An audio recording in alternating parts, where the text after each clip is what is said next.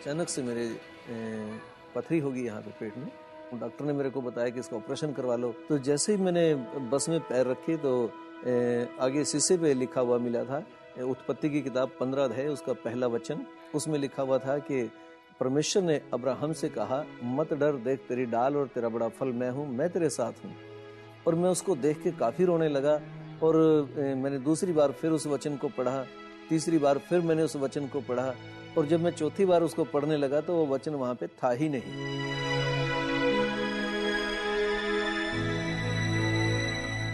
श्याम सुंदर ने यीशु को कैसे जाना और उन्होंने किस तरह से उनके जीवन को एक अनोखी रीति से बदल दिया। आइए देखते हैं कि उनके इस अनुभव की शुरुआत कहां से हुई। मैं बचपन से प्रभु के खोज में था और मैं चाहता था कि हम प्रभु को जानें। इसलिए हम प्रभु की खोज में जब लगे रहे तो हम पूजा पाठ भी करते थे, बहुत पूजा पाठ करते थे। हम मंदिर में पुजारी थे। श्याम सुंदर अपने धार्मिक जीवन से बहुत खुश थे और फिर उन्होंने फैसला किया कि वो शादी नहीं करेंगे और एक संत का जीवन जिएंगे। जब मेरे पिताजी ने देखा कि यदि एक ही हमारा लड़का है, यदि ये महात्मा बन जाता है, घर छोड़ के चला जाता है, तो शायद हमारा वंशज खत्म हो जाएगा। इसलिए मेरे पिताजी ने मेरी बड़ी बहन को बोला, जिसका हम काफी आदर करते थे, तो मैंने उसके कहने के अनुसार शादी कर ली है। कुछ समय के बाद वो अपने रिश्तेदारों से मिलने चंडीगढ़ चले गए। 2 लोग वहाँ पे आए जो केरला साइड के थे, और उन्होंने एक कोने में घुटने टेके और उन्होंने मलयाली भाषा में प्रार्थना किया। मेरे को नहीं पता था कि ये प्रार्थना जो है क्या है। मैं समझता था कि जादू टूना कर रहे हैं, और जैसे ही मैं उनके जादू टूने के बारे में सोचता था तो उन्होंने मेरा नाम भी लिया, और मैं उनसे काफ़ी डरा कि भाई ये तो जादू टूना मेरे ऊपर भी कर दिया है। और जब वो प्रार्थना कर रहे थे, जब वो उठे तो उन्होंने बोला कि सवेरे मिलेंगे, और मैंने उनको मिलने से मना किया कि मैं तो ऐसे लोगों से दूर रहना चाहता हूँ जो जादू टूना करते हैं। मैंने वहाँ पे चाय पानी कुछ नहीं पिया और मैं अपने घर चला गया। घर लौटने के बाद जब एक दिन श्याम सुंदर गहरी नींद में सो रहे थे, तभी अचानक मेरा कमरा जो था वो बहुत ही बड़ी रोशनी से जगमगा उठा।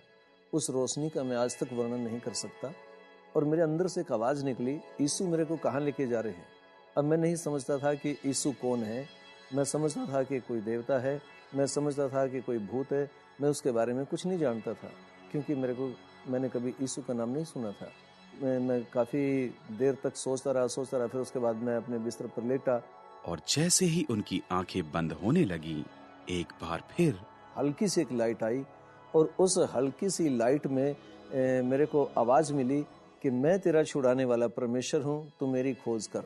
और मैं नहीं जानता था कि ये छुड़ाने वाला परमेश्वर कौन है, क्योंकि मैं तो समझता था कि हमारे तो 33 करोड़ देवता हैं, इसमें शायद यीशु भी होगा एक। सोते जागते चलते फिरते उनके दिमाग में यीशु के शब्द ही गूंज रहे थे, तू मेरी खोज कर। कहाँ से करूं तेरी खोज? मेरे को क्या पता कहाँ है यीशु? श्याम के मन में यीशु को जानने की इच्छा बढ़ी। उन्होंने कई लोगों से यीशु के बारे में पूछताछ की और वो उनकी खोज में निकल पड़े। और मेरे को ये बात दिमाग में आई कि यीशु तुझे संतोख माजरा में मिलेगा, तू वहाँ चल। और मैंने बस अड्डे पे जाके पूछा कि मैंने संतोख माजरा जाना है और मैं किस तरीके से जाऊँ। और उन्होंने मेरे को बोला कि आप जो है इस रास्ते से जाइए, ये आप बस आपको लेके जाएगी। वहाँ पर बस आ गई थी और मैं बस में बैठा।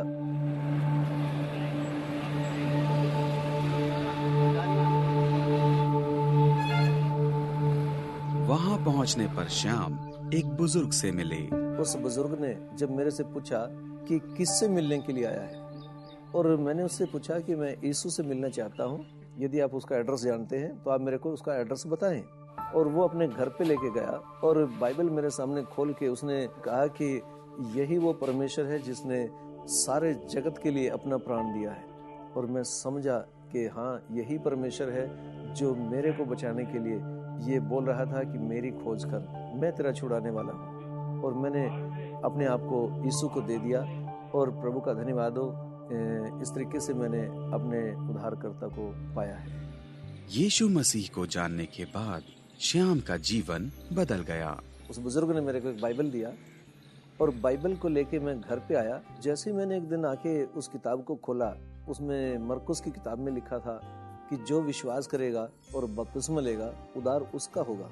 और जब मैंने बपतिस्मा लिया तो उसके बाद मेरे को एक अच्छा अनुभव होने लगा कि अब मैं यीशु का या परमेश्वर का बेटा बन गया हूँ। श्याम सुंदर अपने जीवन में आए सुखद परिवर्तनों से बेहद खुश थे, लेकिन मैं डरता था कि लोग मेरे को हंसेंगे, लोग कहेंगे ये तो यीशु मसीह का चेला बन गया है।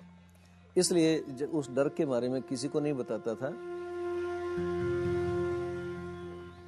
एक दिन जब मैंने बाइबल को खोला तो उसमें से मैंने पढ़ा लूका 9:26 में, और उस आयत को मैंने पढ़ा कि जब तू मेरे से शर्माएगा तो मैं भी तेरा इनकार कर दूंगा जब मैं स्वर्गदूतों के साथ आऊंगा। और जब मैंने इस बात को पढ़ा तो मैं अपने घुटने पे बैठा और मैं परमेश्वर के आगे इतना हलीम हो गया हूँ, मेरा मन टूट गया है, मैं काफ़ी रोने लगा हूँ और मेरे आंसू बहुत बह रहे थे। और उस समय वो लाइट आई और उस लाइट में से ये आवाज़ आई कि अब तू मेरा नाम सबको बताएगा।